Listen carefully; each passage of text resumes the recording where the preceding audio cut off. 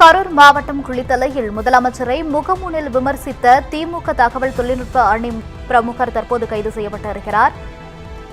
கூடுதல் விவரங்களுடன் இணைகிறார் எமது செய்தியாளர் கிருஷ்ணமூர்த்தி அவர்கள்.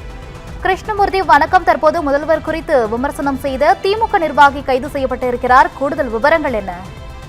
நிச்சயமாக கரூர் மாவட்டம் குளித்தலை அருகே பரளி கிராமத்தை சார்ந்தவர் வேலுப்பிள்ளை என்கிற தங்கமணி. இவர் பரளி வார்டு பகுதியில் தகவல் தொழில்நுட்ப பிரமுகராக திமுகவில் பதவியில் இருந்து வருகிறார். இவர் தனது முகநூலில் திமுக அரசுக்கு ஆதரவாகவும் அப்போதைய முன்னாள் அமைச்சர் செந்தில் பாலாஜிக்கு ஆதரவாகவும் பல்வேறு பதிவுகளை செய்து வந்துள்ளார்.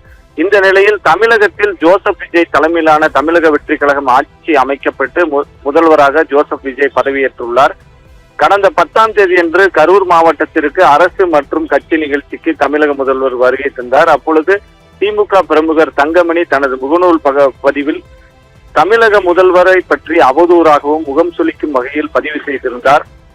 தனது முகநூல் பக்கத்தில் தமிழகத்தில் முதல்வர் அவர்களை சமூக வலைதளங்களில் ஆபாசமாக வார்த்தைகளால் பேசியதாக சம்பந்தப்பட்ட நபர் மீது நடவடிக்கை எடுக்க வேண்டும் என குளித்தலை காவல் நிலையத்தில் தமிழக வெற்றி கழகத்தின் நகர செயலாளர் கொடுத்த புகாரின் பேரில் தமிழக முதல்வரை அவதூறாக முகநூல் பதிவு செய்த திமுக பிரமுகர் வேலுப்பிள்ளை என்கிற தங்கமணியை குளித்தலை போலீசார் கைது செய்தனர்.